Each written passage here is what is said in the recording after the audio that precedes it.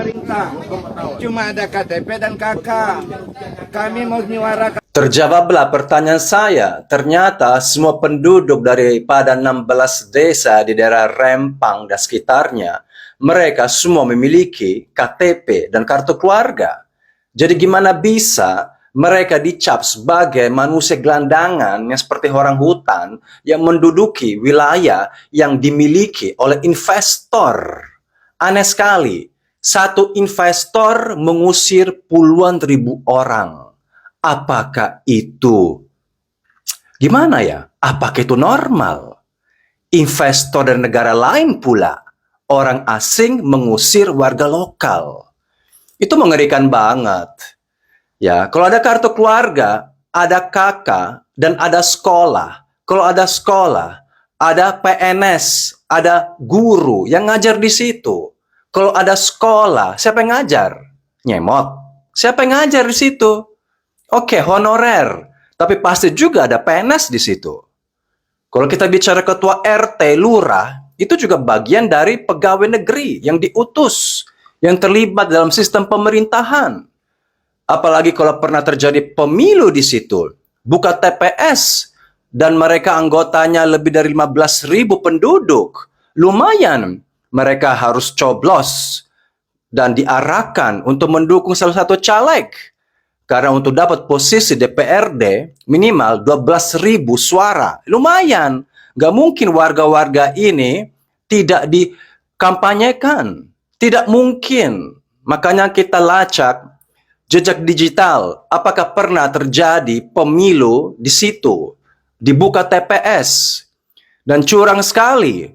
Kalian mencari suara mereka, tapi ketika sekarang mereka itu bermasalah, maaf, dibikin masalah sama kalian, tidak ada yang turun tangan.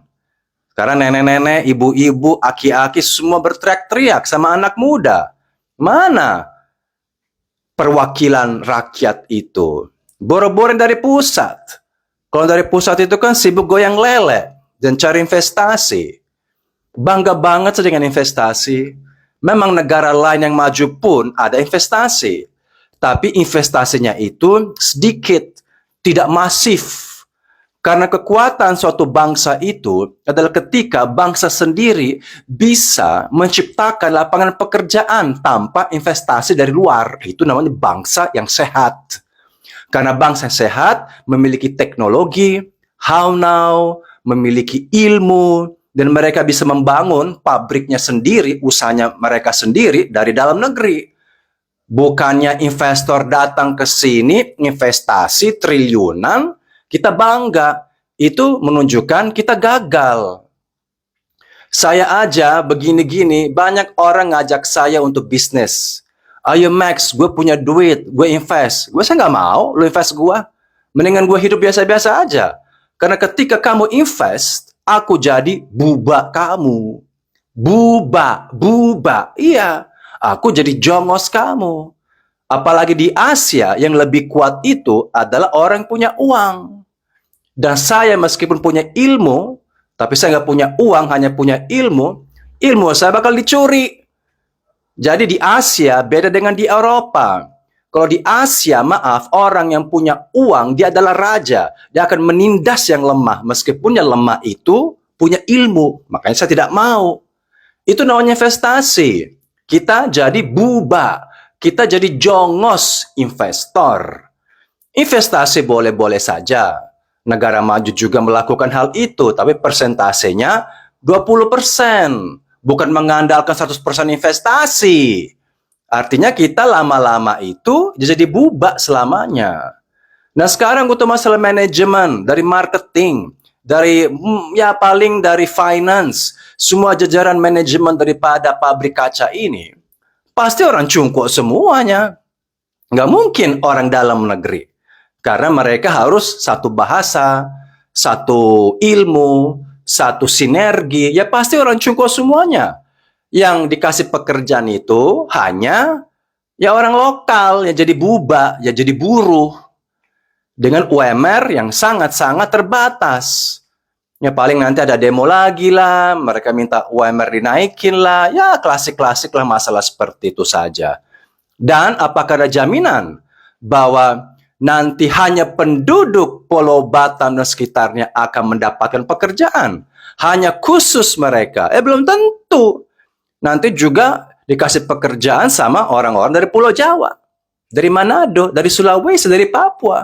Karena kita bebas. Negara yang bebas, semua bisa datang. Itu tidak adil juga.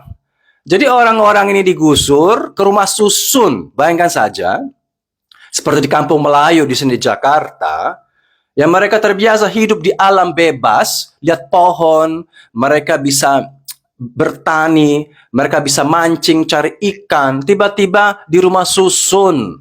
Itu kan orang bisa bunuh diri. Itu bisa gila.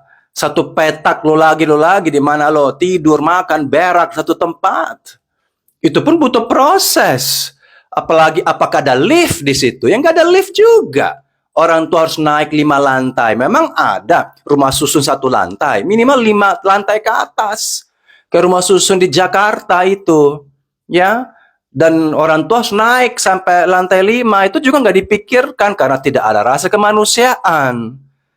Masa saya harus ngomong kayak gini? Saya ngomongnya itu fakta loh, lapangan loh. Bukan halu-halu ideologi tinggi-tinggi. Ya.